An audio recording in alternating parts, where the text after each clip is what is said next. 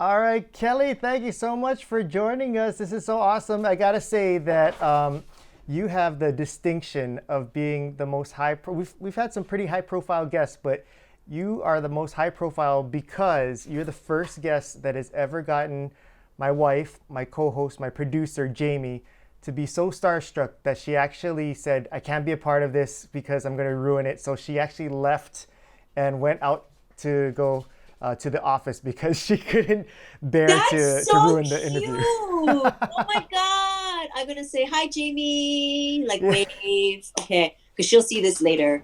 Oh, Oh that's yeah. so cute. That's so sweet. You want to So, know what happened is I had told her that I was gonna try to reach out to you to have you uh-huh. on, and I guess she didn't believe that it would happen or anything. I don't know. She's just like, oh, okay, that's nice. And then when I told her that you said yes, she was like, Yeah, it kind of slowly evolved from like, oh, oh, that's I so I cute. can't be there. I can't be there. She was in growing pains and she was on Nash Bridges. I can't be You there. I'm remembered gonna. me from growing pains? Oh my She God, that said was that so was long that. She said ago. that episode was a huge part of her life. So, so you kind of have this like strange like connection to her. Wow. Well, this Yeah, that's because the Seavers, that's the episode where the Seavers go to Hawaii on vacation, yeah, right? And that was yeah. actually my very first Screen Actors Guild job.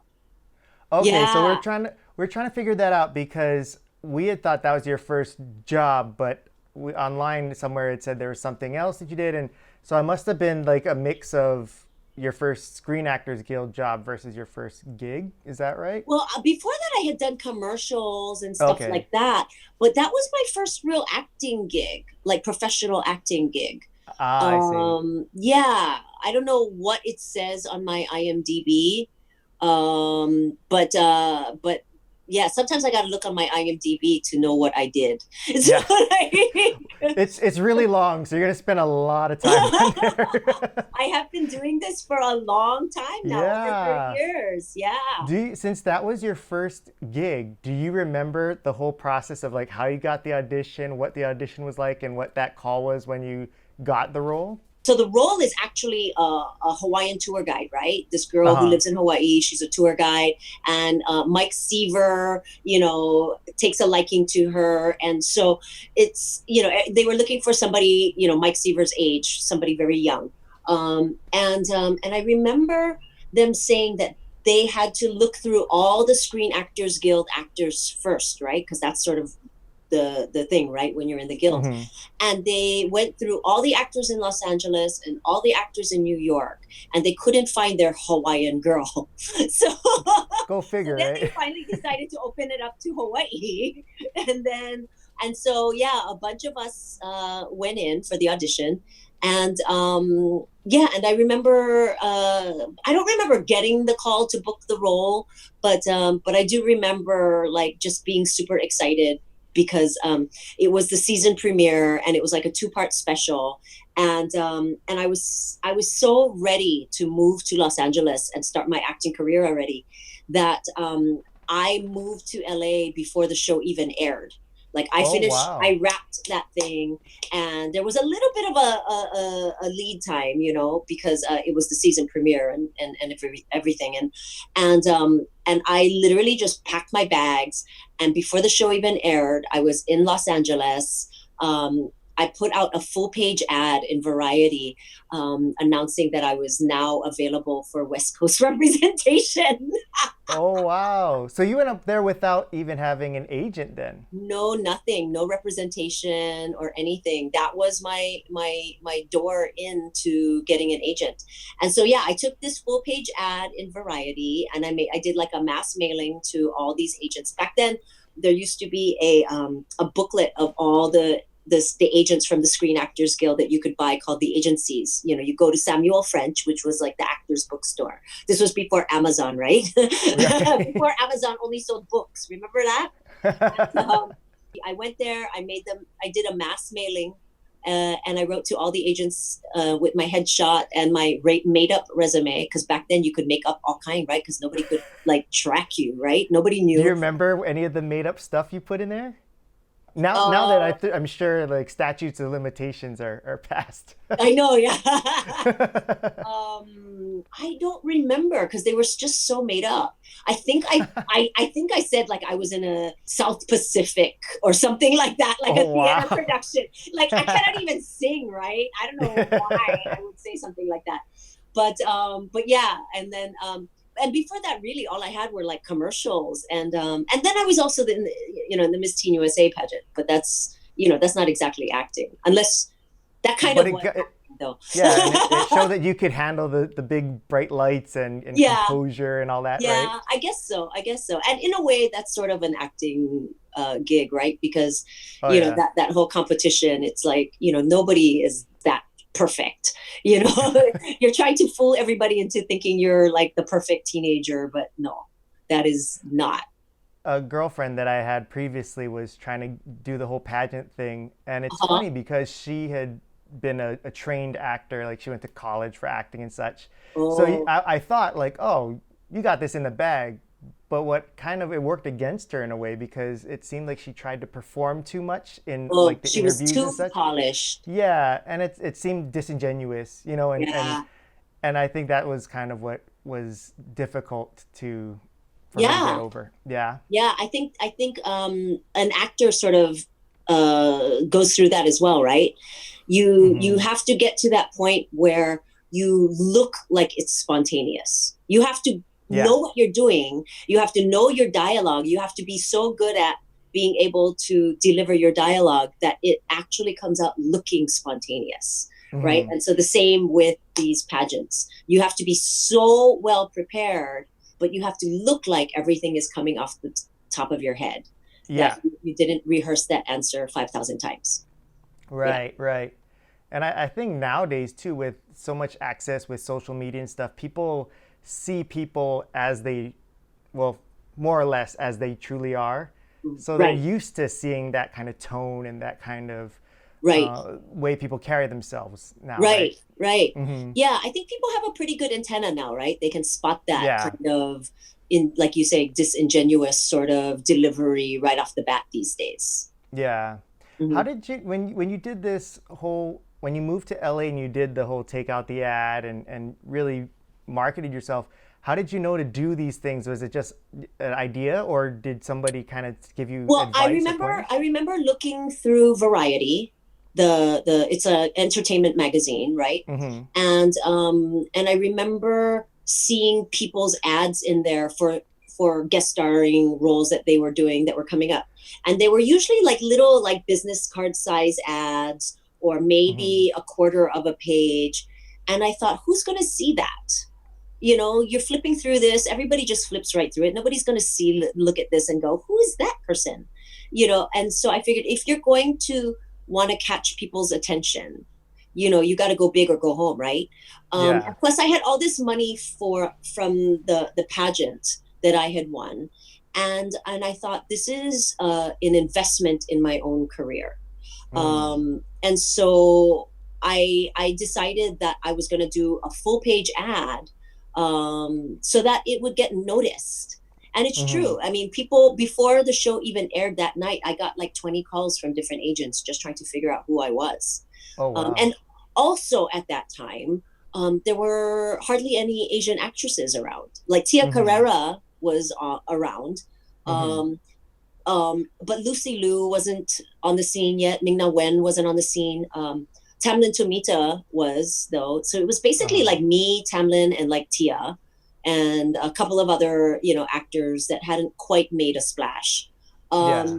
And so I figured, it was a good way for me to get noticed, because I think had I been just any other like Caucasian girl, it might not have made as much of an impact. But Mm-hmm. because I was Asian and everybody was looking to have an Asian face on their roster at that time, um, then I think people took notice more. And also, it was kind of, ballsy, right? You're like, who is this Yeah. girl? And why does she think she's such a big deal? Well, did they would they have known that you put it out, or I mean, it could have Yeah. been Because that. I said that I was in a special episode of Growing Pains that was Oh, aired okay, at okay. night, a 2-part special. And then, I made up like, like a management phone number. And then, so what I did was I didn't actually, I got that list of all the people who responded, and Hmm. I didn't actually know who to call back. Right. So the guy who was managing my apartment building was an actor. And No I went to way. him with this list, and I go, okay, so this is what I did, and these are the people who called back. Like, who should I see? What should I do? And he goes, wait, what? He goes, I've been doing this for 15 years. I can't get any of these people to call me back. And I was like, oh, I didn't know it was hard. Like because I went in just so like bright eyed and gung Yeah. ho. I literally didn't know that it was supposed to be that hard, you know, because for me, I was just like, this is what I'm gonna do, Yeah. and oh, I hear them. I Yeah, hear your that's co-hosts Nato. Yeah, Nato does the crying. I don't want to reward her for for crying. begging and crying, Oh, but if it keeps up, yeah, I'll, you might have I to. feel yeah, I feel a little guilty. I mean, I don't Yeah, want to yeah, keep yeah. my baby from eating. I hear you. I hear you. So yeah, how did you decide? Because that's what if you're going in there and never did this before, and then all you basically have are names and numbers. How would you know which one is the one where you go, I'm going to trust you with my career? Yeah. Yeah. Well, first of all, you know that these are legitimate agents because they're with the Screen Actors Guild, right? They're all signatory. Because they're in this booklet, and it gives you the list, and it actually describes like, who these agents are and the kind of clients that they represent. And so I didn't want to go with like a big agency, right? I didn't want to get Hmm. like lost in the shuffle. And I just wasn't there yet. My career wasn't there yet. And so yeah, he helped me pick. He goes, well, you don't want to pick too many to see, otherwise you won't remember the interviews and stuff. So he helped me pick the top 6 agents, and I went in and I interviewed, and I got myself an agent right off the bat. Do you remember what it was about the agent that you went with that made you think this is the one that I would want to go with? What was it about them? Um, the agent that was on the top of my list, I was very lucky that it turned out that they were the ones who were most excited about representing me, even Oh, though I didn't have a lot going on. He said yeah. I gave good meeting. Is that because he has not a full grasp of the English language, or No, that's no, no, no. But also he was, he was a dad, and I just felt like he was very like father figure ish, mm, and somebody that I felt like would help nurture me through my career. And he was my agent for 10 years. Yeah, so it really wow. worked out well. Yeah, So when you said you decided and you're ready to go up, how old were you when you made the jump to LA? I must have been about 18, because it Wow. was right after high school. Yeah, it was Oh, so shortly you didn't after high even school. did you have any ambitions of going to college first, or you were just like high school? I know what I got to do, and That was not really a choice. I mean, oh, I had really bad grades, and yes, I mean, I got into school, and I could have probably gone to community college if I wanted to, but no, that was never in my plans. I was never going to go to college to study acting or whatever. That was just never in my thought process. I just thought that if I was going to be an actor, I was just going to do it. And in a way, I kind of wish I had gone to college, because I realized how valuable an education is. Not necessarily just to become an actor, hmm, because a lot of people learn as they go or take other kind of classes or whatever. But I think that there was a lot in the college experience that I would have gotten, just like how to like critical thinking, and uh, those kind of things that you learn in college that you don't necessarily learn in high school or yeah, even as an adult outside. And it was, for me, it was like the school of hard knocks, right? It was like hmm, all, just jump into the fire and see what happens. But I was lucky. I was I you know I everything in life is about timing. And I think it just was the right timing. Back in the 80s, there Yeah. were not a lot of other Asian actors to have to compete with. And so I think that there were a lot of opportunities that were more open to me. I gotta ask you because I assume you have at least half Chinese as your ethnic background. Yeah, more, So more. Hmm. so how did you get away with avoiding one, not getting good grades in high school, Oh, and two, avoiding college, and three, going into acting, coming from a Chinese background? I Like know, that is like right? three strikes right there. I know. It took a lot of defying my parents', expectations. Also because I went to private school and that whole guilt of, paid for your education, and but I think that from birth, my mom just always knew that I wanted to be a performer. I was Really? always, yeah, even she said, even as a toddler, I don't remember doing this, but she said that I used to always be singing and making up songs. And I used to use my neighbor's porch as though it was like a stage to perform on. And I would dance and make up songs, and like I didn't know a lot of songs at that point. I guess this is also a time when like you could let your toddler outside of the house by themselves Yeah, I and was they gonna would just sit on say. your neighbor's porch.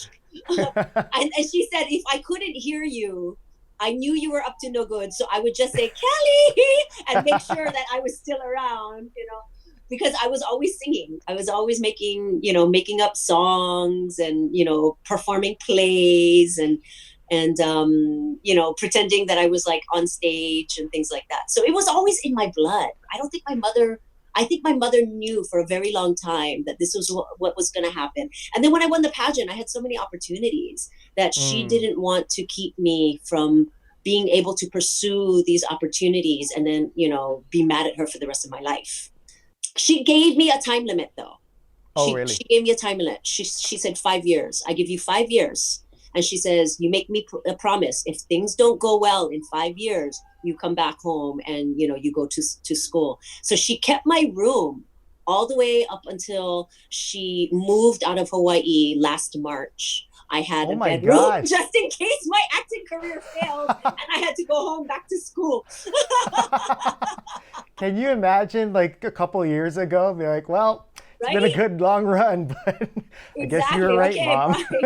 bye. Bye, LA. I'm going to live with my mom now. But no, lucky for me, things worked out, and I was able to stay here for longer than that. It's been over 30 years. Wow. Yeah. It doesn't even look like you're even old enough to have had a 30-year career. So Thank congratulations on you. that. Thank But you. but was the pageant something that you knew, okay, this is going to be my open door to performing? Was that your strategic I I decision behind that? didn't I didn't run into the pageant because I wanted to be an actor. I Oh. ran in the pageant because I wanted to model in Japan. Oh. Because back in the 80s, they were taking all these Hapa models to Japan in the summertime. And all these girls were going over and making like 20 grand in one summer and coming back and like What? putting down payments on a house. Yeah, big deal, right? Back in the Dang. 80s. And for me, it was all about the money. And then also just to have that experience of going to Yeah. Japan, and like living Yeah. in another country for a little while and getting away from my mom. so so so yeah, I was told by the agents over in Japan because I had already had the contract signed and everything, and they were ready to take me over there. And I was told that if I got the Hawaii title, that they could promote me better in Japan. They could use that to promote me better, and I could make more money. And so I signed up for the first pageant that came around where I didn't have to do a talent. I didn't want to have Oh. to get on stage and make up some stupid talent because, I don't have like I cannot sing, I cannot dance, I cannot do all that stuff. And so the Miss Teen USA pageant and Miss Teen was televised because it was a sister pageant to Miss USA and Miss Universe. And Mm, it was a cash scholarship, which basically that's means you huge. just get cash. Yeah. Yeah, the cash that you can use for a scholarship. But I was like, no, I don't think so. Um, But you did use it for your education, but in your In profession, life. right? Exactly. My real life education. And so, yeah, it came in handy that way. I had the opportunity, I made some connections. I met people through the pageants. And when I came up here, though, nobody really cared if I was Miss Teen or anything. Yeah. It made for good conversation, once you were in the door. And of course, having had all that experience, being in front of the camera and interviews and things like that, it made it much more comfortable for me to be able to go into offices and chat and talk and be interviewed and whatnot. Which I think for a lot of 18-year-olds can be very daunting. But I think for Yeah. me it was like second nature because I had practiced so hard at this interview competition that it was like, this was duck soup, Yeah. so yeah, so that's why I think my agent was very impressed with my interview. I think he probably looked at my resume and went, yeah, probably not real. But I did have that one growing pains episode, which Yeah. was enough for me to get my SAG card and enough to get me in the door. Did you feel that your experience with shooting Growing Pains was something that just solidified for you? Like that experience was like, okay, I got to do this more, or were you already like, no, I know what I want to do, and this was just the first of many things I expect to do, kind of thing? I knew that this was going to give me the opportunity to move to Los Angeles and get the agents, and that I was going to be pursuing more in that realm. I was lucky that I also had a lot of commercial experience. And back then, I think in the 80s and early 90s, commercials made a lot more money. Nowadays, I don't think they're quite as lucrative. But you could land one national commercial, and that would be enough to carry you through the entire year easily. Oh, Um, so you're booking national commercials so from I was Hawaii? doing, yeah, I had like, Wow. like campaign type stuff. And, I was like, I also did a lot of modeling. So I was a regular petite model on the JC Penney Home Shopping Network. So that was something that paid my gigs, paid for all for my rent rather. And there were quite a few girls that had gone on into acting careers that did like that kind of modeling, and then also I had like I had done a series of Ross commercials, Ross Dress for Less. And then also I was in Italy.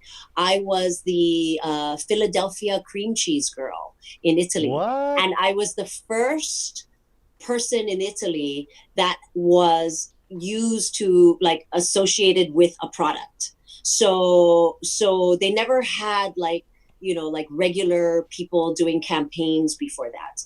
And so there was like a whole storyline that was centered around my character named Kaori, who was a Japanese exchange student who goes to Italy to learn to speak Italian, and she stays with like a Italian family. And so I did that for like 7 years. Oh, so this wasn't when you were before you. This was after you moved up to LA. Yeah, this was when I moved up to Oh, Los I see. I see. Angeles, along with this acting, all the theatrical stuff that I was pursuing. Mm-hmm. Commercials are basically what I lived on for That's about 15 amazing. years. Yeah, Yeah. I was very lucky that I was able to fall into that, because also before it was like commercial actors were one thing and television actors were another and film actors were another thing, and now Right. everything kind of blends together, right? Yeah. Yeah, but Yeah. I was able It to do everything. now when you were the Philadelphia cream cheese girl, were you also a fan personally of cream cheese? Like Who we're isn't? I mean, who well, doesn't like cream the, cheese? we love cream cheese, but we're Asian and most of us are lactose intolerant. So That was a little bit of a problem, I have yeah, to admit, because you yeah, have to end up eating a lot of it too, right? And then after so many bites of cream cheese, you're basically like, it tastes like barf, right? yeah. You're just like, ah. But your job is to make every bite look delicious. But yeah, it was. you know, yeah, I remember like getting like a little bit lactose intolerant on set and being very uncomfortable. But you do what you have to do to get that check.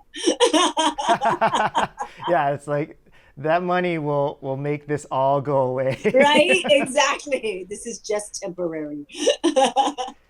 So I've recently started another series where I'm reviewing. I recently started a plant-based diet, and Oh, so what I've been doing is like as a noob to plant-based diet and also self-professed, like I'm lazy, so I don't like to cook, so it's got to be easy and stuff. So it's around like a lazy man's journey into plant-based eating. And oh, so what good I'll for do is I'll you. review something that I'm trying for the first time, Uh-huh. and I'm always self-conscious about how it looks as I'm eating, because you know in real life you don't want to like have someone staring at your mouth while you're chewing, but Right. on video like they're staring at you while you're Right. And then chewing. all of a sudden you're like choking because you don't know Yeah. how to swallow your food. Yes. You actually have to practice, right? You have Yeah, to so practice do you have any in front of a mirror tips? because you don't want to make the ugly face when you're Yeah. biting into a burger. You want to Right. make it look good and not make the ugly face. But there's definitely like ways to go around, to go about doing it. You actually have to practice in a mirror and be conscious of what your face looks like when you're taking a bite. And Yeah. the other thing is, as I want to chew thoroughly so that I don't choke, but I Right. also hate awkward silences.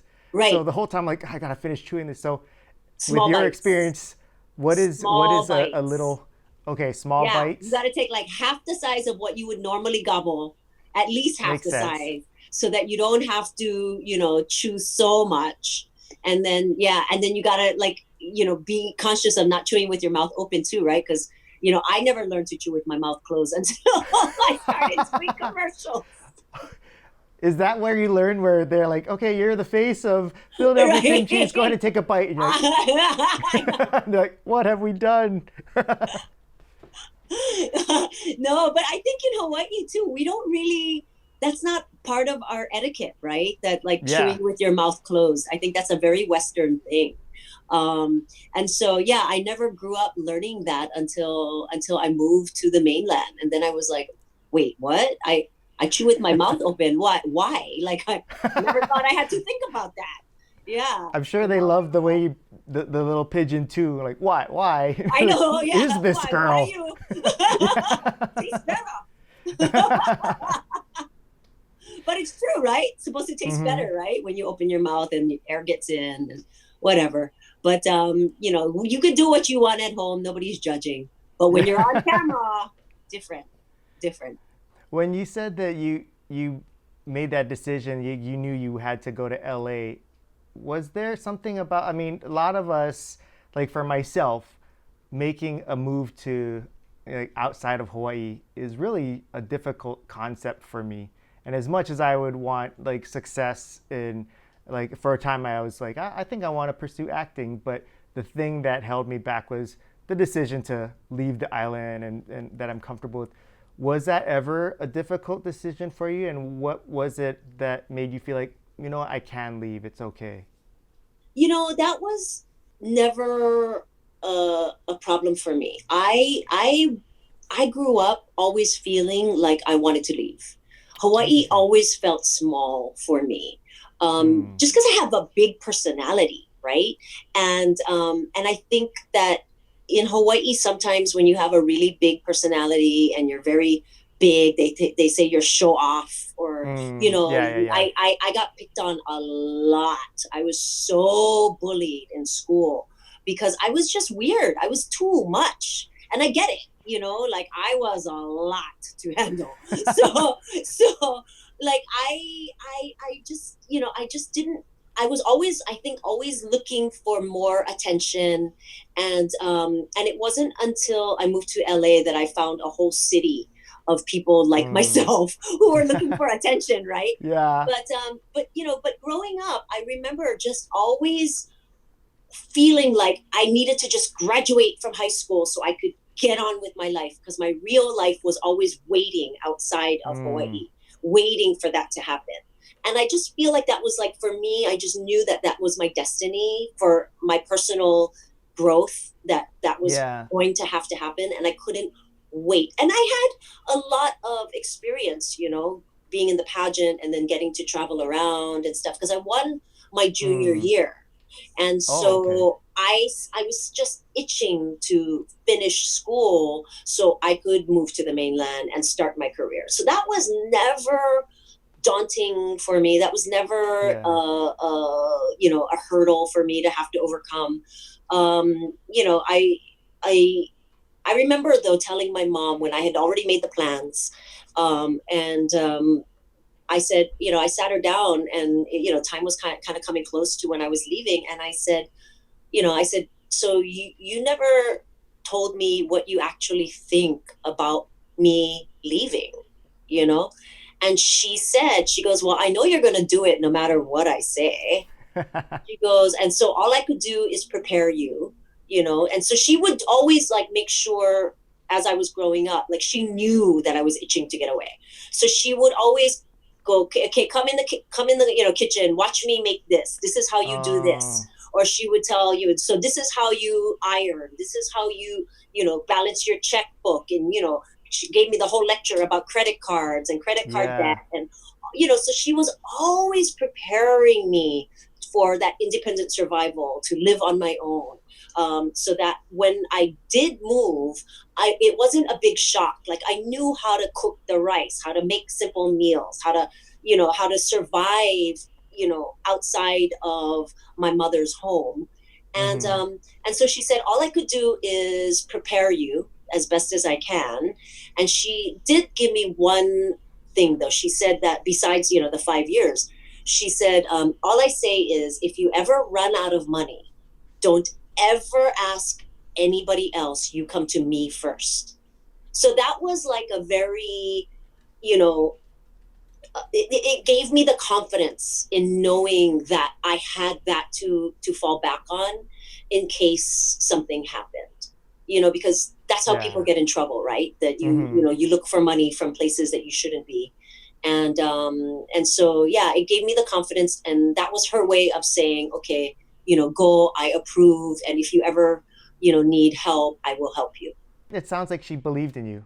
Yes, she it really did. That was sort of a Yeah. subconscious way of telling me, that subtextual way of saying, she believes in my career, and Yeah. that she was going to have my back no matter what, which is Mm-hmm. really important, right? When Yeah. you want to pursue a career. But she didn't want me to be an actor. She wanted me to be an elementary school teacher, or better yet, a lawyer. She goes, you like to talk. You should be a lawyer. I know. I was like, okay. I go, first I'm gonna try this acting. Wow, I can't imagine what it would have been like for you to be a school teacher. I was such a bad student. All that karma would have come back to me in spades. I don't have When, that kind of patience. I don't have children for a yeah. reason. But yeah, bless all those teachers out there, especially now, right? During this time, this crazy time. Everybody gets to know what it's like to be a teacher now, right? All these I parents. know. Yeah. I appreciated them before, but now I for sure know exactly, like even if they're not Because good you have teachers, I'm like, kids. yeah, well, I have two stepchildren. Oh, And so okay. and Jamie, my wife, is kind of the one that does the heavy lifting on our business side. She does all Uh-huh. like the editing and stuff. Oh, So my job is to protect her sanity so that she can edit these oh, things. So yes, I yes. have to kind of So you're doing like the watch the kids. homeschooling and stuff like that with them. Technically, yes, but the extent of our homeschooling is, do you know what to do from your teachers? Yeah, okay, go do it. Go. And as long as we don't hear like a lot of odd noises or Right. nobody's crying, I'm good. Okay. The door's shut. I know something Right. is They're probably still not. alive. I've done my Yeah, job. yeah, yeah. As long as they're still breathing and smiling, I'll take that as a I win. know. I've always been too afraid to have my own children because I gave my mom such a hard time growing up. I just knew that was going to come back to haunt me. So I was like, I'm breaking the cycle right here. No more. No more. Did you have any siblings, or was it just you? I have an older brother, but he went to boarding school at Kamehameha. And Oh, so, yeah, and so we spent a lot of years apart, even though, we grew up until I was probably about 7 or 8 years old. When I went to second grade, I spent second and third grade on Maui living with my grandparents. oh, And from Maui, he actually made it into Kamehameha School before my third grade. So I spent 1 year on Maui by myself with my grandparents, and he ended up as a boarder at Kamehameha. And so we didn't really live together after oh, that, okay. so I kind of feel like I was raised as an only child in a lot of Yeah. ways because he was always somewhere else. But yeah, I mean, I technically have a brother. And he always reminds me we're very different, like politically, and he lives on the East Oh, Coast and he's in the army, and we're very, very different in our political views. But yeah. since we've gotten older, we've been able to still be able to communicate without screaming and yelling and doing Oh, all the that's sibling good. things. Yeah, it Yeah. took a while. It took decades. But you got there. So, We have, right? Mutual respect. That's all it takes. Yeah. so for your parents, why did you spend those couple of years with your grandparents? Were your parents staying on Oahu, or they went up with you? Well, my parents were getting divorced when I was very young. Oh, I So see. after first grade, during the summer, I had to go move up to my grandparents because my mom, although she had full custody of us, she couldn't. She was so in debt from the divorce and stuff like that Oh, that she wow. couldn't afford to feed us. And so, so I always talk about my mom's struggles as a single Mm-hmm. mother because, she was trying to raise two kids on her own. And so much, we were so in debt, or she was so in debt at that point that, she just couldn't keep us with her for a couple of years. And we were lucky, those were really good years in my life, growing up on Maui and, Oh, getting wow. to be close to my grandparents and just having that Maui experience. Cause I grew up in Honolulu, right? City Mm-hmm. girl. And then moving to Maui and being in the outer islands, it's a whole different experience, right? Right. You could like run around free, and you just had to be home when the lights outside the street lights went on. Yeah. Be home before dark, and yeah, I'm glad I had those years also, just so I could also get to know my grandparents better. Mm-hmm. That was a luxury that we didn't have growing up in Honolulu without them. Did you have other family members in Maui, or your grandparents were Well, there my on their own? my mom was born and raised in Maui, Oh, I Wailua. see. Yeah, Okay. so my grandparents, and then my auntie Girlie was still there, and my cousin Donna was still there, and then we had tons of extended family because my grandmother comes from a family of like 11, and she had like Oh my some. gosh. Yeah, back then it was normal, right? And so yeah, we had like extended relatives and lots of cousins and stuff up there too. And then did your mom move to Oahu for because she met your dad, or why did No, she she move from Maui? actually went to Oahu for school.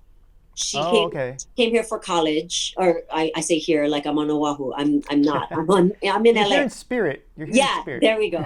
She went to Oahu for school, and then yeah, and that's where she met my dad.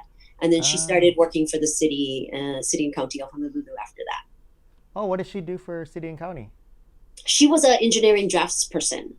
Wow. Yeah, so she did drafting of all like the drainage systems and things in the city, and I remember going to her office all the time after school because we didn't have babysitter or stuff like that. Yeah. So I would catch the bus and I would wait in the coffee room and do my homework, and I would play with all like the drafting tools and things like that as a kid, and it was really sweet. Her boss Pete was really nice. I would every day I would come in, and they would always go, "Oh, you look like you grew. You look like you grew," and he would like measure me. We had this pole in the office right in front of my mother's desk, and I would stand there, and he would put the book, and he would always measure to see how much I grew, and they would actually keep track there in the office Oh, like how much I cute. grew. Yeah, so I was always I always had a lot of attention from a lot of adults, even though my mom was a single mother. I always felt Yeah. like I had a lot of adults doting on me all the time. Now, and you said that you got picked on a lot and had trouble at school because you didn't fit in and you needed a lot of attention. When you say Yeah. you needed attention, what was your way of getting that attention? Was it like you would try to be funny, or like what was your means of getting attention? I was loud. I was loud and rough. I was a little titter. So you would like talk back to the teachers or to the I kids, I or did. I did. My dad had a mouth like a truck driver. Nobody can deny that. And so I had a little truck driver mouth from when I was like preschool. I remember because I didn't think it was a bad thing. And then when kids would say, "Oh, you said da da da," yeah, that was like more power to me, right? That was like my superpower. I can swear. But yeah. but also I'm just naturally very loud, right? I was always that kid when everybody was talking in the class, the teacher would always single me out and tell me to be quiet or tell me to shut up, and I will go, everybody else is talking too, and she goes, but you're the loudest. So that's when I learned. I was like, oh, she goes, yes, you have a voice that carries. And I was like, and that was bad, right? When I was young, when you tried to talk, like secrets like that. But of course, later on, I found out that as an actor, having a voice that Yeah. carried was a very good thing. So it was, I always say I was born with a theater voice. I would have loved to see if you could what you would have done in South Pacific had you actually been in South Pacific. I couldn't even sing. I still can't even sing. Yeah, that was totally made up. I don't know what I was thinking. Funny that you mentioned South Pacific because that was the first show that I ever did was Was South it? Pacific. Yeah, Where at? at the Army Community Theater, right at Fort Shafter.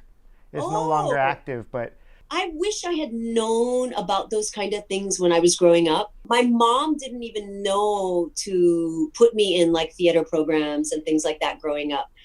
She just thought I was dramatic, for nothing, yeah, right? And she did try, like she was always making sure that she was paying for classes for me to take ballet and jazz, and I took baton, and like all the like piano, all these classes. yeah. But she never, I don't think she ever knew about theater, that Yeah. that was even an option back then. And I probably would have really enjoyed it, had I known that was even in existence back then. But that just wasn't even on our radar. And Hmm. so yeah, so I ended up only learning everything that I knew about acting was from my high school drama teacher, Mr. Bertino at Kamehameha. So I took 4 years. Every single semester, I took drama for 4 years. So I never learned how to type or use a computer or no other skills that were useful. I put all my eggs in one Yeah. basket, which I do not recommend to anybody, by the way. But Well, I I mean, clearly, was not thinking that I was going to do anything but acting. is it safe to assume that you actually performed well in his class? Like, so yeah, you didn't do well in other classes, but did you focus and were you well behaved, or were you still loud Yeah, and that was my uncontrollable? easy A, right? That was the only thing Okay. that was keeping my grade point average up. Yeah. Was that drama grade, that A in drama. I mean, other than that, I was just a very average student. I was a very average student who really didn't try very hard. I wasn't motivated. I didn't Yeah. find any use. I did love math for some reason, though. That's the Chinese in me, right? Yeah, I was gonna say it's in your blood, so Yeah, exactly, exactly. My mom was also an engineer, engineering yeah. draftsman, so it was all about math. Yeah, yeah. And so for me, like math came very easy. I was always like one grade ahead in math and stuff like that. And I did like to read up until a certain point, and until I went to Maui actually, and then they wouldn't let me skip a grade in Maui because I was really immature, and they thought that I was going to get beat up, which was probably right because of my big mouth, right? But so they made me stay back in the grade, but I was so advanced from being at my elementary, that I really ended up being more like a teacher's aide. I would like tutor the other kids in math and reading. And so therefore when I came back to school, I was behind, you know. And so then I Oh, became a bad student after that, because all of a sudden I was, not the star student that I was when I left. And I found it very, very difficult to catch up after that. Yeah. So, I think it was the trauma of my parents getting divorced and then yeah. moving to Maui, being sort of uprooted and put in another school that didn't challenge me, that really changed the whole way I looked at school and learning and my study habits, Hmm. and I think once I lost that, that was it. Man, I feel like listening to your story, I have so many similarities to you, aside from the fact that you were successful and motivated and stuff. But all the other stuff, very similar. In Here's the elementary, I was thing. really good at school. And then when I went in intermediate, my mom remarried, and that's Oh, when it all went to hell in a isn't that funny handbasket how for that me. affects your schoolwork and the Yeah. way that you study, your at-home life makes such Hmm. a big difference on how you Yeah. view your school. And so yeah, I think also the biggest difference between you and I was that I was too stupid to know that acting was hard. And so I just went for it, right? So I had no fear, even when it came to the pageants and things like that. If I had overthunk it and I had known that I really didn't have a talent and that there was no reason for me to be up on that stage, like I was not qualified, I would not have done it. I would have easily talked my way out of it. But I think I had so much confidence out of just not knowing any better, that I just pursued everything fearlessly. And I think that's one of the main things that I like to tell young people, like, Hmm. just don't be afraid to fail. Don't be afraid, because a lot of young people, they're like, oh, they don't want to move, to the mainland, because they're like, Yeah. what if I don't make it, whatever Hmm. making it is to you, right? What if I don't make it? Well, if you don't do it, you're never going to know. And even if you don't make it, you don't make it for a long time. I didn't, quote, make it for 15 years. I was only doing commercials. I didn't have my first regular gig until I got booked on a soap opera after, probably 15 years of being in Los Angeles. So it's really a matter of just diving in and letting yourself just fail. Let yourself fall on your face. Who cares, right? Don't let I didn't let people's judgment of me hold me back from trying, you Yeah. know. And that's, I That think, the people's biggest failure, right? Is just not even trying. Yeah, for sure. And that's the way you described your confidence or lack of knowing, failure as Mm-hmm. an obstacle is something that I was so envious of other people that I saw who were successful, because I studied a lot of, like, I'd watch a lot of interviews and things of people that are successful that I looked up to, and it just, you could hear the confidence that they had, or the lack of fear of, failure and such, or knowing Right. failure is just part of the equation, so to Yes. speak. And I grew up all my life of, like, being told, be careful, because if you fail, you're gonna be homeless, like all of the bad, Right. repercussions. So I'm 40 now. I just turned 40, and only in the Mm-hmm. last year or so is when I've finally gotten the hang of this idea of, hey, actually failure is not a bad thing. It's a lot of It's learning just a comes part from of it. It's life. part of it. Yeah. I'm so glad that that's what you're trying to impart on the youngsters that you talk to, because I think that's probably the most important lesson that I wish I could have learned or heard about Right. early on, for sure. Right. Right. Because there's a very high reward, right, when you Mm-hmm. do succeed. People feel like, oh, if they try for something and, maybe their first job interview and they don't make it, they feel like they're crushed, Yeah. right? but when you have nothing to lose. So like you don't have to worry about failing because it's not a far fall. um Yeah. it's you're not.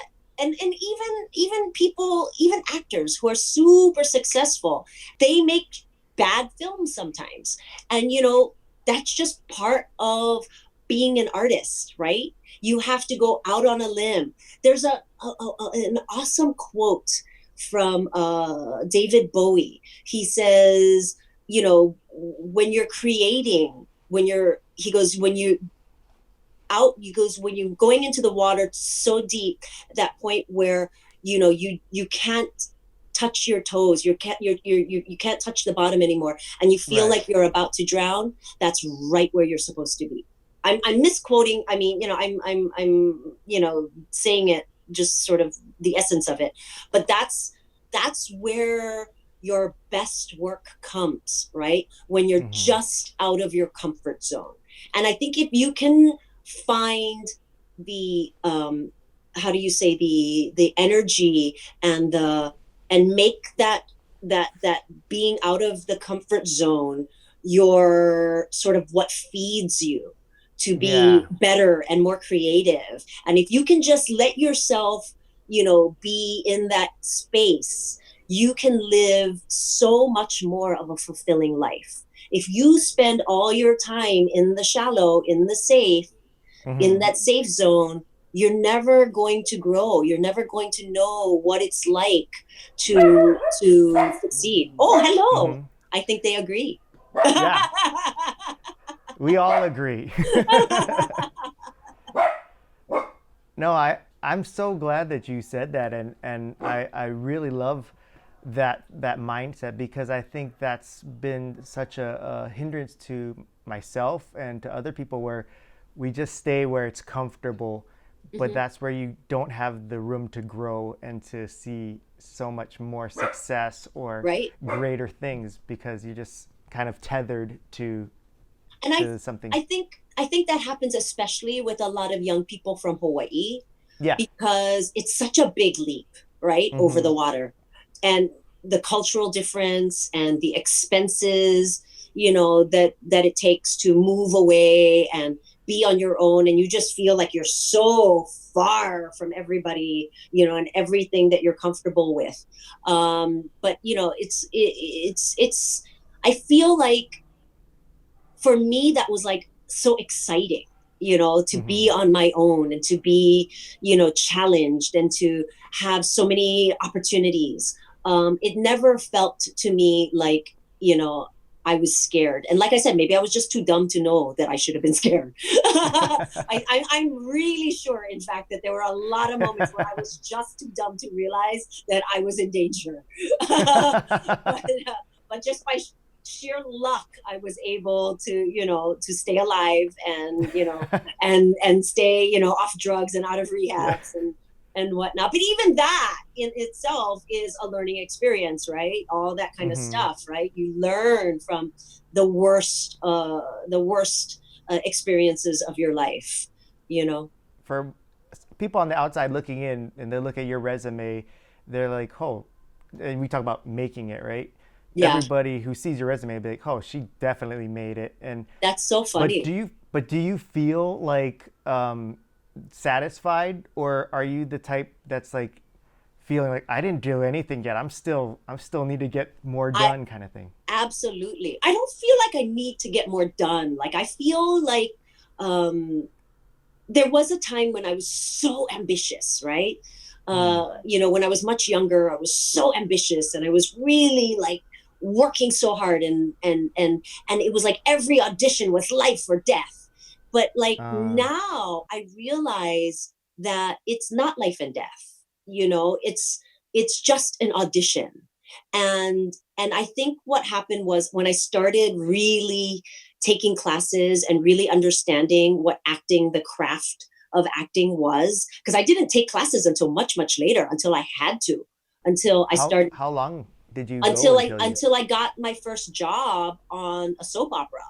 then So I like was like, 15 years into your yeah, career? I mean, I took Wow. some like little classes here and there, Mm-hmm. but I never really understood the craft of acting until I started being paid to do it. And I was like, oh, I better figure out what it is that they're paying me to do. Like, so yeah, people would see me on TV and I would be on like, little guest stars here or, like little movies there. But I was never really, like studying acting. I just kind of did it. And there are a lot of actors who have had, full on careers who never studied acting, never taken an acting class. But I remember taking like really getting into the acting classes and stuff and realizing how much I loved the craft and loved just the work itself. And when Mm-hmm. I figured that out, I realized that the auditioning process was the craft, right? Oh, That yeah. going up and being able to perform in front of a casting director is the theater experience, Mm-hmm. right? So Yeah. that you're not getting paid for it, but that is the performance. So Yeah. it wasn't until many years that I realized that. And then when I start also comparing my career to other people's careers and trying to figure out where I should be compared to everybody else, like I've been doing this the longest and I should have Yeah. this and I should be that. No, everybody is on their own journey, and it doesn't matter who's getting what job. That's your destiny. You are destined to do whatever it is that you're doing, and just enjoy it, right? Because there's only so much that you can do about your career, and whether or not you book a job, there's only so much that is in your control at that point. And so I think the best thing that a person can do if they're pursuing acting is to just enjoy the craft itself, because there's very, very, very few of us who actually get to make a living doing something that we enjoy doing. Even a lot of jobs, we just do for money, right? We just do it because Mm-hmm. it's a paycheck and not because we think that it's the best acting gig in the world. That's rarely the case. So I feel like it's really about just enjoying the journey, enjoying the being able to perform wherever you can, whether it be on your phone and posting it on TikTok or YouTube or whatever. People are making amazing careers now out of phone videos and things. Mm-hmm. That's a whole different world that didn't exist when I was young.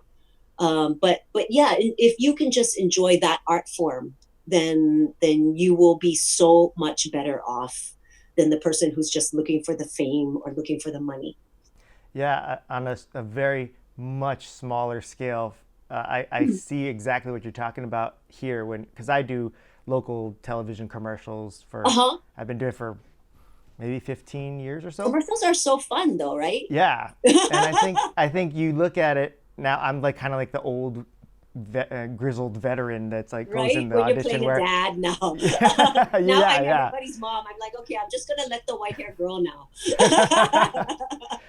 But yeah, I see the younger up and coming actors, and I see myself. I like, oh, I remember that guy in me, and it's Yeah. those things that you get to a point where you make that change where it's like it's not about the life or death of getting this role. It's just the fact that we have this opportunity to show up Right. and perform for these directors Uh huh. and and interact with others who have Right. similar passions as you and stuff. That's Right. where the Right. fun You is, get right? to play. Right. Yeah. Yeah, you get to go in the room and you get to play with people who understand the game Yeah. of Yeah. acting, right?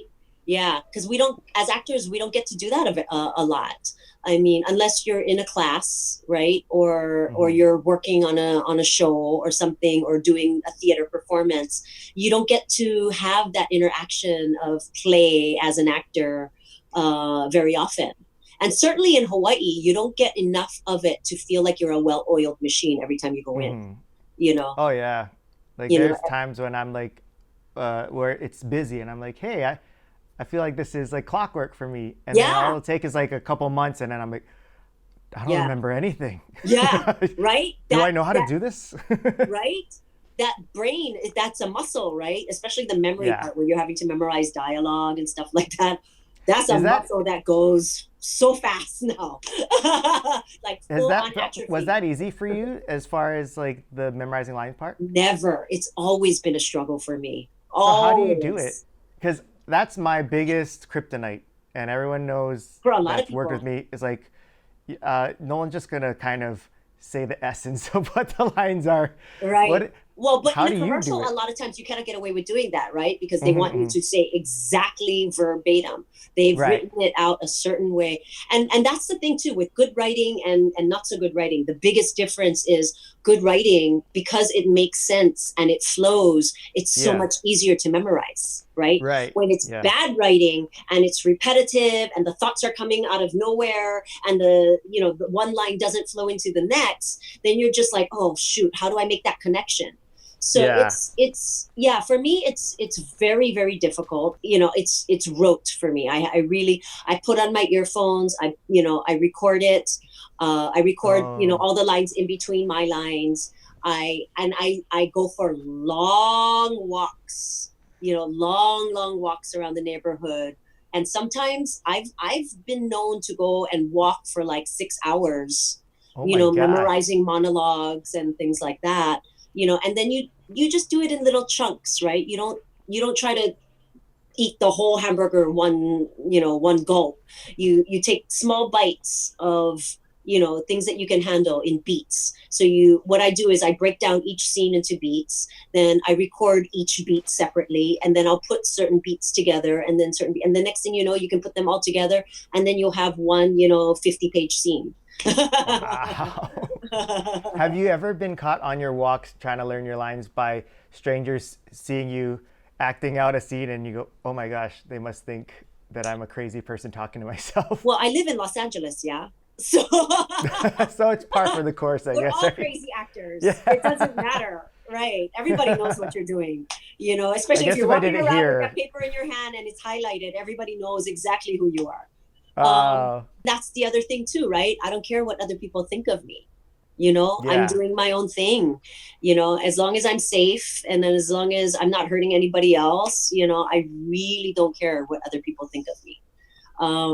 It's part of my process. It's part of how I learn. And everybody has a different way of going. Some people, I'm so envious of people who have those photographic memories and they can just look at something and they like, okay, got it. And I'm like, Hmm. oh, I hate you. Because that's like, I could have gotten back years of my life if I could do that. But some of us are Yeah. just not built that way. I always say I have an early onset Alzheimer's because I cannot remember anything anymore. You, Terrible. you gotta start taking that ginkgo biloba right I now. do. I take Oh, so yeah. much memory pills. Yeah. I should be Einstein, but I'm like barely functioning. Well, imagine what it would be like if you weren't on those things, right? I know, I know. And I gotta be careful too, because both my grandmothers had Alzheimer's. So, my brother is like, be careful because it skips a generation. I was like, shut Oh up. no, because my grandma had it too. So shoot, that means I got it. Oh, I don't know. Oh He's no. he's just giving me a hard time. He's just giving me, I don't know if it does or what, the If genetics, if you you know. talk to if you talk to my wife Jamie, she'll tell you like, oh no, he definitely is gonna have like Yeah. he's got it now. Like she's blown away with what I don't remember. Like she'll tell me something Me like, oh, so we're too. gonna do this thing, and I'm like, hey, that's a great idea. She goes, it was your idea. You told it to me You're like, just a oh, I'm few hours ago. I smart. was like, yeah, you're right.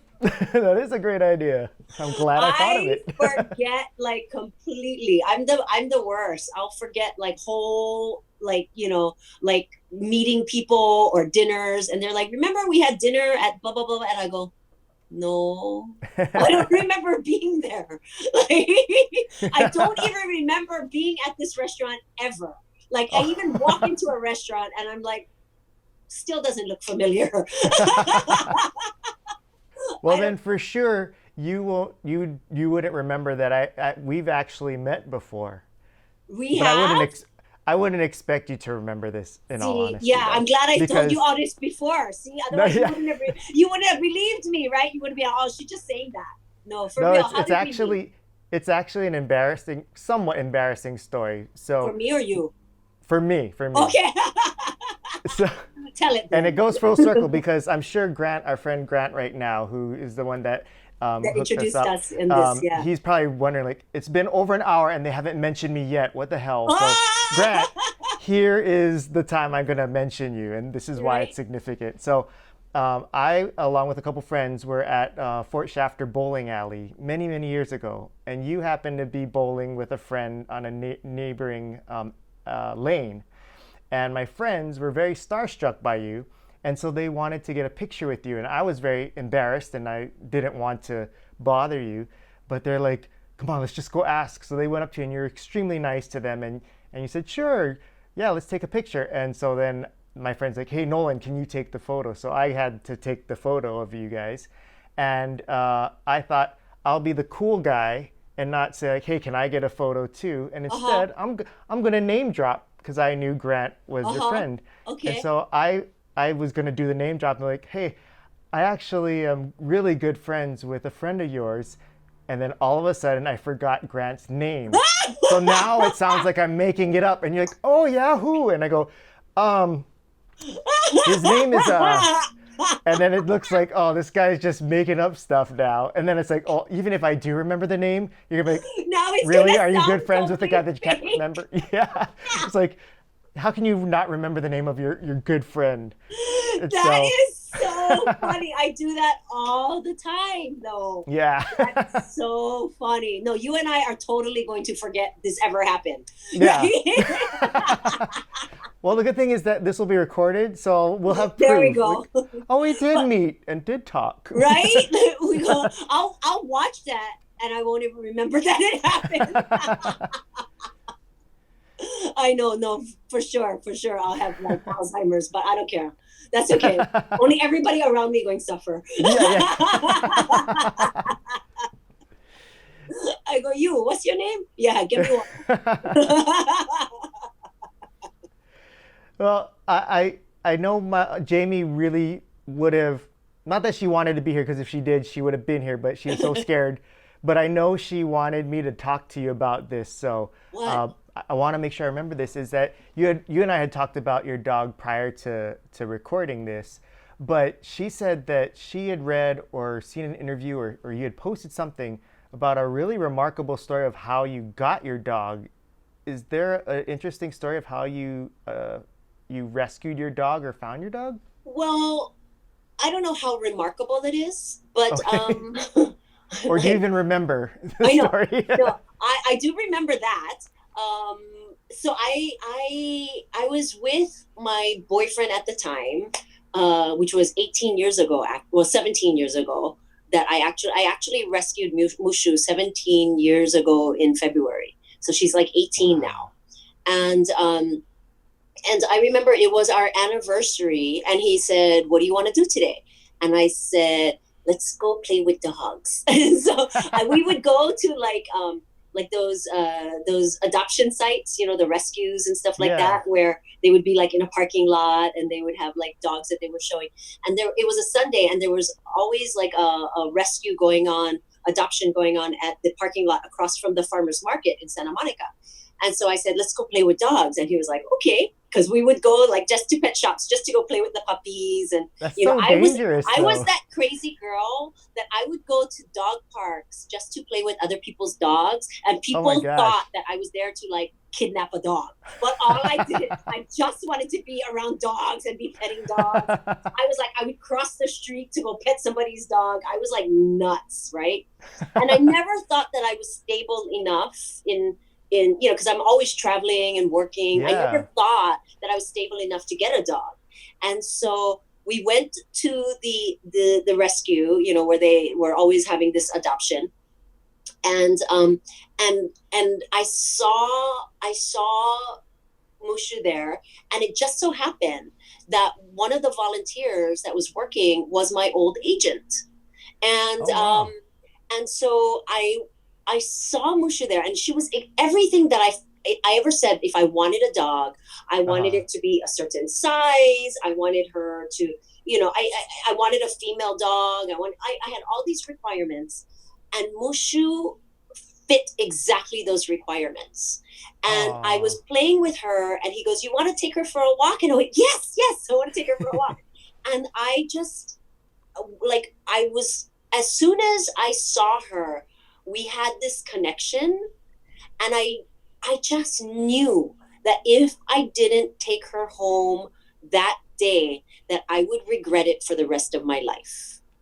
And so we left that rescue with the dog in the car, and we had no cage for her or bed or food or anything. They gave us a bag of food to start us off, and Just so I you could keep literally, her yeah, alive. and we had towels that we made into a bed, and and that was it. That was she was we were I just felt like there was such a connection, like it was meant to happen, like Oh. we were like this, like I see you, and yeah, she was with me, and then like, 1 week after that I broke up with my boyfriend. Because of the I was dog? like, I got the dog now, you Okay. can go. You're I know. disposable. so, so yeah, so she's been through so much, almost 20 years with me. So yeah, we've now she talk about dementia. Oh my gosh, she's really got dementia now. Oh. Like, yeah, she's like we're rescuing her from corners, and like, yeah, Oh. yeah, but it's okay. It's she's been the love of my life for so long. Like I'll do Does she anything get to for her. travel with you a lot? Like She when did, you yeah. So she was she actually got a service dog license. She's so Oh wow. smart. She's Yeah. so smart. Everybody who used to meet her would say that that was the smartest dog that they had ever met. Oh. She would do so many tricks, but she also, because I think she was Chihuahua Jack Russell, and Jack Mm. Russells are just like whip smart, right? And Yeah. she was super fast too. She would run so fast, and she was so like agile, that I put her in agility, and she became a agility dog. She was on a team, Oh. and she got sponsored and like by a What? dog food company. Yeah, like I didn't even have to buy dog food for like the first 10 years of her Oh life. my She had gosh. like, I know. So she was on like this team with all these other dogs, and she would compete, and yeah, it was amazing. Plus she would do what I called the Mushu show, and she would do all these tricks, and she would learn as many tricks as I could figure out how to teach. Like it's really about the owner, right? I Uh-huh. literally ran out of tricks to teach her. Like I just didn't know how to teach her anymore. Like she would have just kept on learning. And like friends of mine were like, "Why don't you just teach her how to actually speak?" Because like if there's a dog that could do it, this is the dog. Like she was amazing. Yeah. But so yeah, she's been such a companion of mine. She would go to sets with me. I would sneak her onto the lots all the time. Dogs sometimes, oftentimes dogs are not allowed on the lots. But I would just Uh-huh. tell her to. I would put the bag on the floor, and I would say, "Okay, we're going through the gate. Get inside." And she would get inside. Go, "Okay, top secret." And she would be quiet. And then we would get through the gate. I would put like a sweater over, and then we would get through Yeah. the gate. I would go, "Okay," and she'd come bounding out, like, "Yeah, we did it, we did it." So yeah, she would be always in the room, waiting for me while I was working, and Oh, teachers would cute. always go inside and feed her, and pet her, and I would have to put signs though on her, like, "Don't feed me, please don't feed me," because they would feed her like beef Everyone, jerky, yeah. and then she would get bad stomach, and yeah. I know. So she was super cute. She knew how to get food out of Yeah. anybody. So yeah, so I would always have to have like little sign on her, "Please don't feed me." Oh, poor thing. She's probably like, get this. How do I get this thing off? I know. What were some of your favorite tricks that you taught her? She would do this thing where she would hold her arms up. I would go, put your arms up, and she'd go like this, and I'd go bang, and she'd fall down, Oh but she would never stay down for long. She would always look, and I would go wow. bang, and she'd go down again. I would have to shoot her a few times before she was actually dead. Oh wow. She was so much fun. She could walk on a ball, you know, those exercise balls. What? Yeah, yeah. I would put when I had carpet and the balls didn't roll that fast. Yeah. We could put her on an exercise ball, and she would walk across the entire room on that ball. Unbelievable. Yeah, she was unreal. She was willing to do anything for food, kind of like Man. myself. Very food driven over here. Well, I mean, the most Emmett, like, so Emmett, it took him a year to learn how to sit. What? That's how the far on the opposite Oh, spectrum Emmett oh is. no.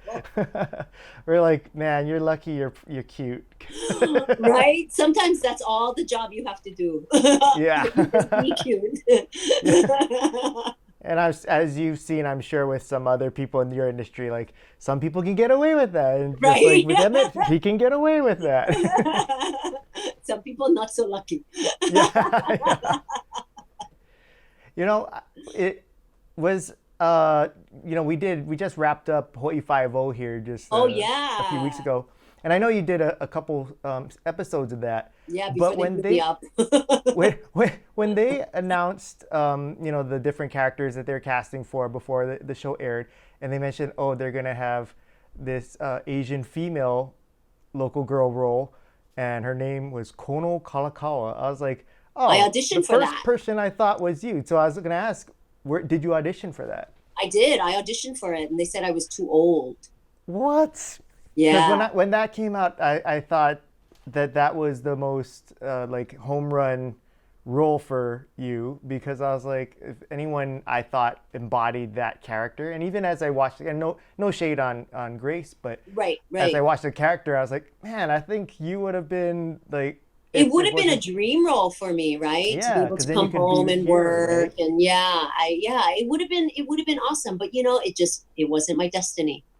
Well, the That I problem I was had with that was that the role that they did cast you for, the name of the character was like the most like, Haole sounding yeah, character. I was I like, know. what I even said, what's can happening I use here? my pidgin English? And they're like, Yeah, no, that's okay. And I was like, why are you casting me for this role then? Like, you yeah, could have had anybody, right, right? Like, why would you bother casting a local girl in a Haole role without using the pidgin English? I'm like, I'm sure that there's something that's going to come around later where you're going to yeah, want pidgin English, and then you're going to want me in that role because goodness knows some other people cannot speak pidgin English, right? yes, Yeah.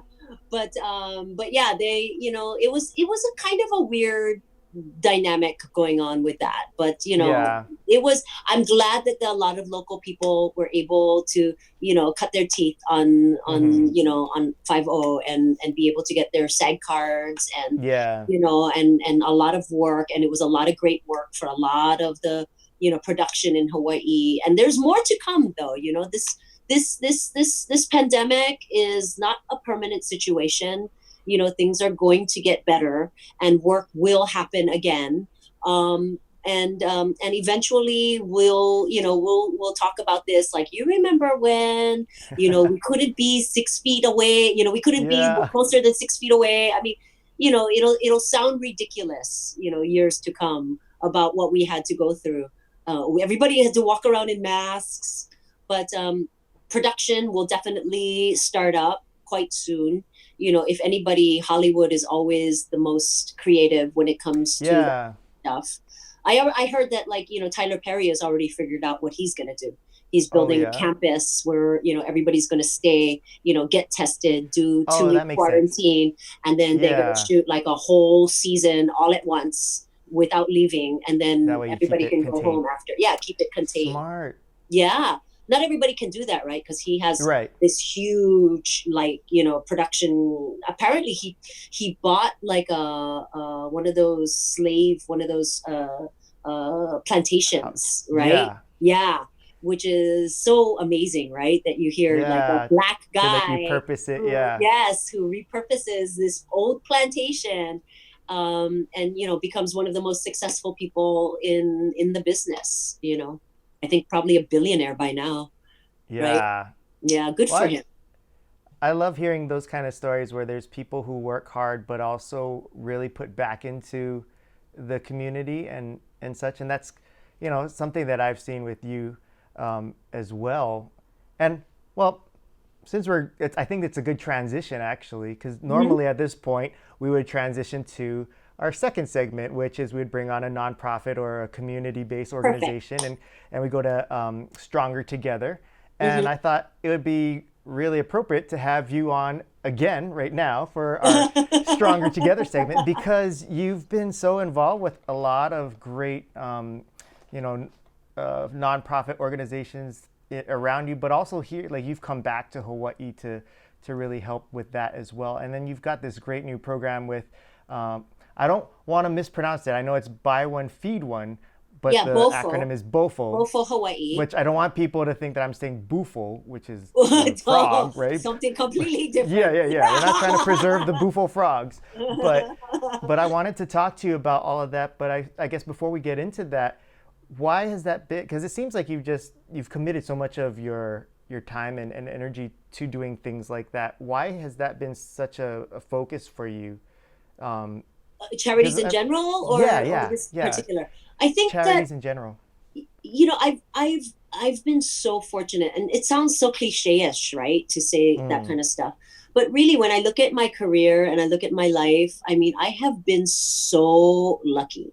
So little of what I have done in my life or what I've accomplished in my life has anything to do with me and my talents. It's really about how lucky I've been, being in the right place at the right time, you know, being just able to be out there and take the chances and have this career, and I just feel like it's my responsibility, like my kuleana, right, to give back, to help people who have not been as lucky as I have, who have not had the same opportunities, who were not like born under a lucky star the way I was. you got to take some credit though, because you've put in a lot of work to get where you are too. So I don't There's want. a lot of people who put in far more work than I have who don't get anywhere. It's really, I do realize that so much of it is just about timing in my life, Mm, and yeah. where I was at in society at that time. And so I also just feel like there's uh, a satisfaction also on my part, so it's not just about giving back. I also get a lot of satisfaction from knowing that I've done good in the community, and there's so many people who need that extra help in different areas. Right now, of course, during this quarantine period, um, people are out of work. They're hardly able to make the rent or even feed themselves. And Mm-hmm. so, and there's a lot of people who are responsible not just for themselves but for entire families, right? And so, this buy one feed one program, which is was presented to me by my friend Andrea, who was starting this through the Kamehameha schools.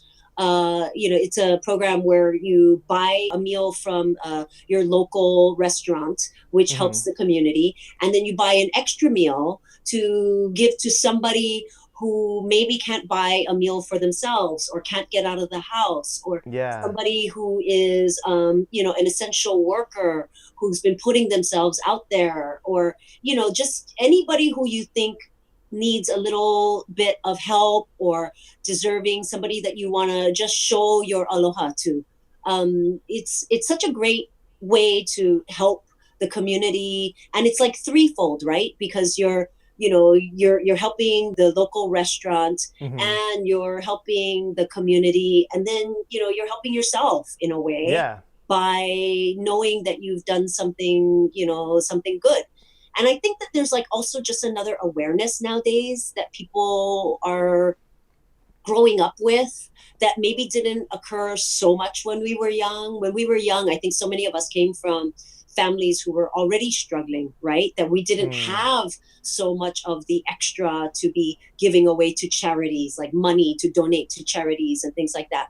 But now that I find myself in the position that I can do things like that, and maybe not just money, but having my platform to be able to Yeah. bring attention to things that are out there. Because some people, they're like, I want to help, I want to do something during this crisis, or anytime, I want to help, I don't know what to do, I don't know, where can I put my energies, where can I put my focus.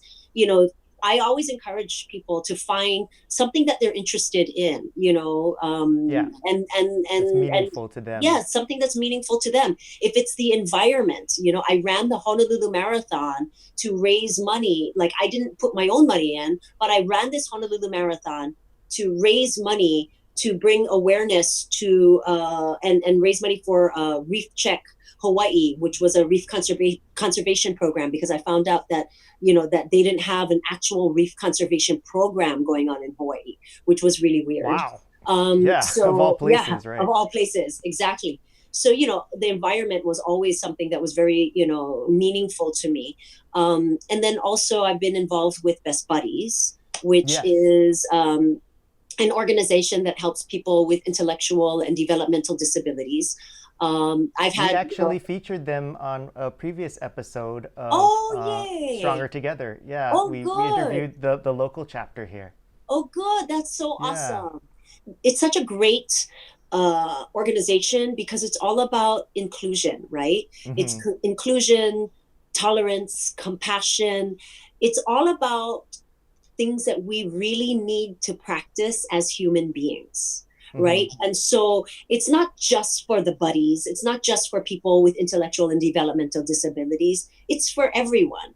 Right. So, Hmm. but if we can teach our students, our young people through these programs, how to have this kind of compassion and to be inclusive and be tolerant of people who are not like you and learn from them, because so many of our partners, are with these buddies. They partner the people with the disabilities with people with students that don't have disabilities. Hmm. The other students always feel like they get more out of it than the buddies themselves, Yeah. because when we go out there and we give of ourselves and we're showing compassion and we're sharing, we grow so much as human beings, that it really helps us flourish in life, and I feel like that's a message that's so important to put out there, not just to be kind to buddies, but that needs to be kind of the place that we come from for everyone, especially right now where the world seems to be so divided, left and right, red and blue. Hmm. It's just it's so divided, and I feel like if we can just come from a place of tolerance and understanding and compassion and inclusion, and realize that we're so much more similar than we are different. I'm right there with you on that. I think Yeah, that so many people have been putting so much emphasis on what the differences are that they forget that there's also commonalities, and yeah. there's that we've lost that balance, right? Yeah, and I hear so many of my friends getting into all these fights, right, on Yeah. Facebook and in Twitter, and they're like, "Oh, and I just had this big blowout with this other person, and they're so stupid, and blah blah blah blah blah," and How could they whatever. think I'm like, this oh, or yeah. but I'm like, you're not helping the cause, Yeah. because if you really want to change other people's minds, if you really want to for other people to understand who you are, you have to understand who they are. Right, exactly. You cannot just be like pounding your ideas into somebody's head. They're going Yeah, to, the harder you pound, the more resistant they're going to be, right? You have exactly. to Yeah. set an example, and you have to show that you are willing to listen to their side without judgment, which is really hard sometimes, right? It's so Hmm. hard for us to do that, to open our minds and not sit there and go, oh, that's dumb, you Yeah. know really try to understand. And that's part of what we do as actors, right? Is we Hmm. try to understand where our characters are coming from. So if you're playing an assassin, you're not just playing somebody who's a killer, because that's too easy. Yeah. That's That's too just one surface. note. Yeah. Yeah, you got to understand what brought this person to the place that they are now. What is in their background that makes them think the way they do. And if you are willing to go deep, like with people, like you do with these characters, you will be able to understand so much better what we actually have in common, I and I love feel that. like Yeah. that's the only way that we're going to heal in this world. It's not about going out there and pounding our ideas into other people's heads. It's about really going one by one and understanding who these people are underneath all of that. And I think that's also another layer to going back to your BOFO campaign that you're supporting is yes, it helps feed people. Yes, it helps the local businesses. Yes, it helps you feel better. But I think the fourth thing is that the person receiving your kindness, what they get is knowing that someone just cares about them, that someone thinks that they Yes. matter. And Oh, that's the gift that's probably far more valuable than the food that they're eating, which is great physically, absolutely. right? Yeah. Yeah. The thought that went through the trouble Mm-hmm. of going and buying this food, you thought of this person, and that you went through the trouble of doing that. I mean, these little things, just these little things that we do for one another, make such a difference Yeah. into as to how we view ourselves, how we treat people, and how other people will go on treating other people. Yes. It really is contagious, and Mm-hmm. that's the contagion that we want to spread. That's the virus that we want to spread, right? The Yeah. virus of aloha, as Yeah. opposed to the divisiveness. As far as the BOFO campaign goes, how does it work as far as how does someone participate in it aside from buying two meals? Like, I know that there's something that you do also on social media to spread Yes, awareness. what people can do is they can go on to buyoneFeedOne.com. There's a list of participating restaurants, but you don't have to buy a meal from one of those restaurants. Those are just suggestions. Okay. And those were especially put there for the Kamehameha students that were like, those are like the restaurants that we're like, you go support your Yeah, classmates. yeah, yeah. But I encourage anybody to go to any restaurant. I know Mm-hmm. Grant went to one of his Iolani grads, and to one of their restaurants and bought a meal, and so you just go and you buy a meal and you deliver it to the other person, and you take a picture of the meal, maybe, or even with the person if they want to, maybe they don't want to, but then you tag Bofo Hawaii, BOFO Hawaii, and I'm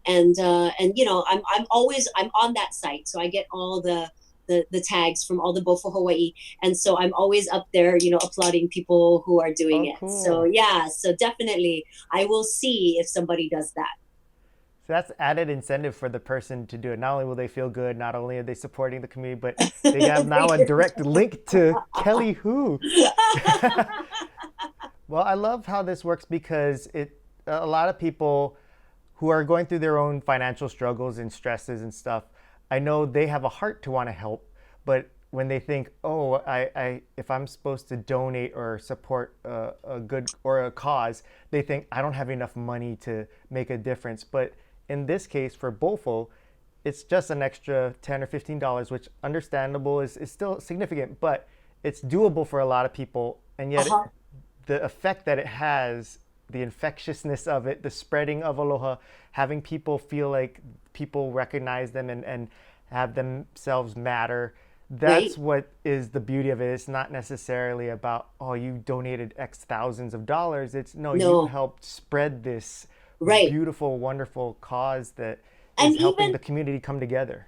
exactly. And even if you Yeah. don't have money, let's say you don't have any money to spare for another meal, there's so many ways to go out and volunteer, right? I have Yeah. so many friends that are going out here in Los Angeles and in Hawaii even, that are passing out meals. Mm-hmm. And also Kamehameha Schools is matching. If you tag Bofo Hawaii, Uh-huh. they are going to match the price of your, I think you have to take a picture Take the maybe of receipt. the receipt or something. Uh-huh. They will match the price of what it costs for your meal, and donate that to Hawaii Food Bank. So Wow. yeah, That's So awesome. that's triple incentive, right? Or quadruple Yeah. incentive, really, you know? Yeah. Yeah, so there's a lot of good coming out of one thing that you can do. Well, we'll make sure to put in the description for this segment the tags and the information of where people can go to learn more about the Bofo campaign. Hmm. But I, I did see that you posted that you bought something for a neighbor of yours, right? I know, she was so cute. So She how? she had been just been through chemotherapy, so I couldn't get near Oh, her. And so I told her, I'm coming and just dropping off a bag of food, okay? I was like, you don't have to be on camera because she doesn't want to, of course, And so I said, but I just want to get, a shot of you, picking it up. So she did. yeah. She opened her door, she grabbed the bag, and then she waved outside the door. I She's love so that because you sweet. don't even see her body; you just see the No, hand you just see the grab and then the hand come out. way. Yeah. She was so adorable. But she's been my neighbor for over 20 years. And Wow. yeah, yeah, yeah, yeah. So, it's not that she couldn't go out and it's not that she couldn't afford her own meal, but she can't get out of the house. Yeah. She can't even go and pick up a meal for herself if she wants to. She has to be so careful, right? Because Yeah. It's she's not just out of safe for her to be mobility. out. Yeah, it's not safe for her to be out there. So, even if it's just one less trip for them to have to go outside of their house to endanger themselves, especially with Hmm. the older people, right? All of our kupunan stuff. It's such a great way to be able to just help them out that one time. And I gotta think as well. On top of that, I mean, if she's going through the recovery and going through chemotherapy, like that's a very stressful and difficult time emotionally. So to know someone thought of them to bring them food and that's And gotta she's be by such a huge. herself. Oh, She's by wow. herself. So sometimes just making that human connection, Yeah. is so healing, right? And it just feels Yes. so good just to know that somebody is thinking about you.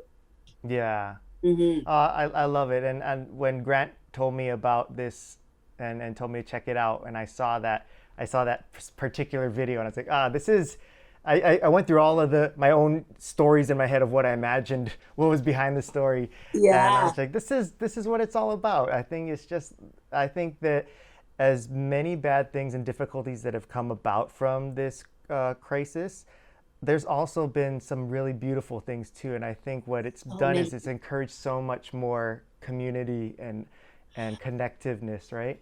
Exactly.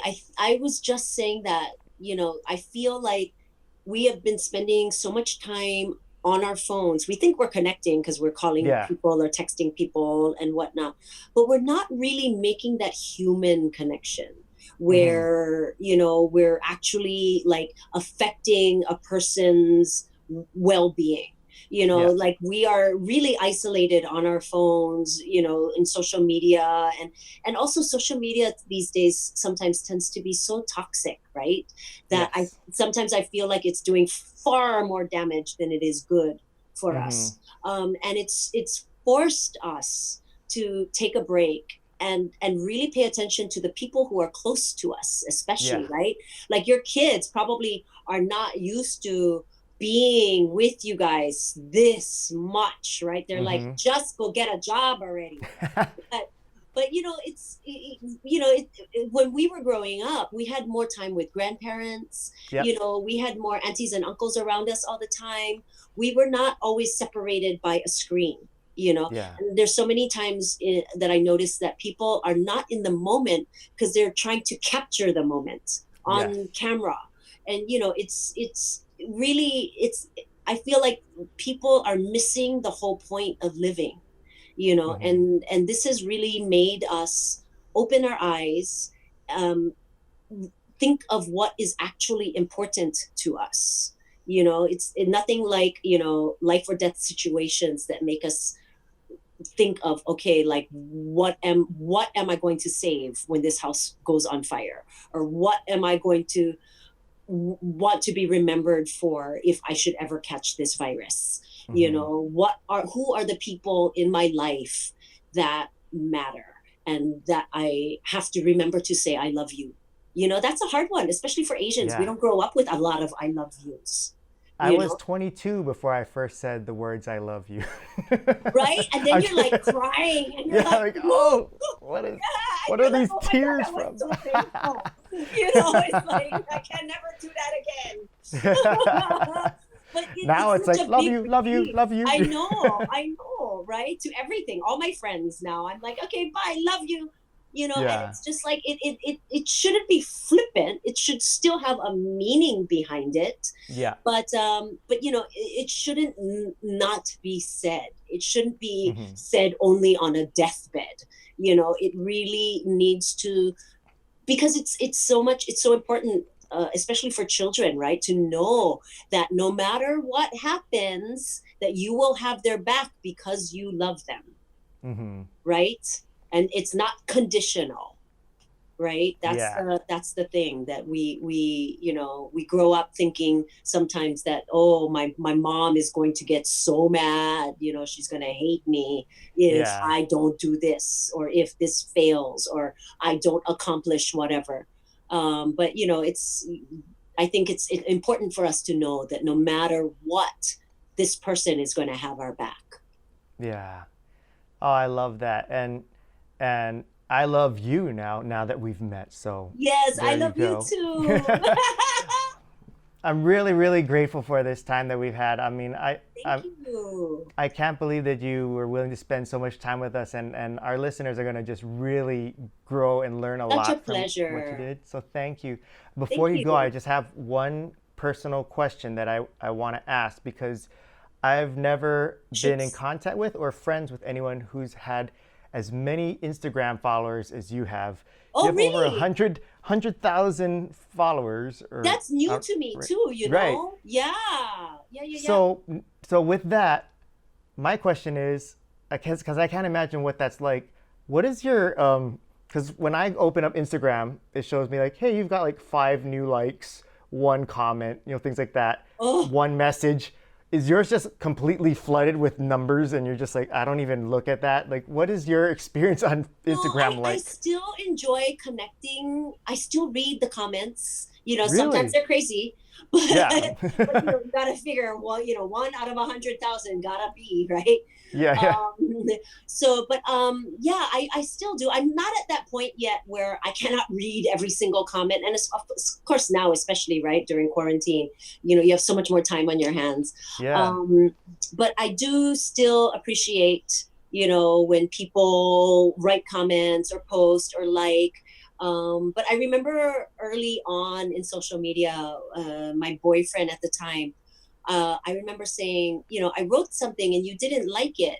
And he goes, I like you in real life. He's like, I don't have to like all your social media posts. He's like, that's not real life, you know? Yeah. And we forget, right? We think that that's so important because it's become such a big focus of who we are, and it adds so much to our self-confidence. But we have to remember, that life is life and social media is social media. And yeah, it feels good to have 100,000 followers, but it feels better to have those best friends, and that's what really counts. The real connections that you make with other human beings, not just how many likes you're getting. So I'm glad you told me that. So now I gotta be really wary of making sure I like a lot of your posts and comments now, because I'm usually a snob about it. I'm like, oh, that's nice, and I'll just scroll through. And my wife Jamie's always reprimanding me like, why don't you ever say that you like it or hit the little heart? I'm like, it's too much effort. They know I That's like them. funny. I heart a lot of things because I think, I know that it makes people feel good, even though, Yeah, I just gave this whole thing. But it doesn't cost you anything, right? yeah. How much energy does it take to do an extra tap? Okay, you got me. Yeah. Right? I mean, think about it. Like as much as you want, spreading the aloha as much as you want, heart everything, because it doesn't cost you anything out of your day or a nanosecond of your time to give that little extra boost. Even if it's just 1/100th of a person, of a boost, to like a person's comment or page or whatever. Well, you just made Jamie's day because she's just now listening to this as she's editing this and going, I told you, Kelly Who herself backs me up. So thanks a I lot, do, Kelly. Jamie. You're so right, girl. I got your back. Well, thank you so much for spending this time with us. And sorry to keep you up so late, but this was awesome. I Oh, just thank you. absolutely I love this really time with enjoyed you. this. Thank you. Thank you Yeah. so much for having me. All right. Well, take care. Bye.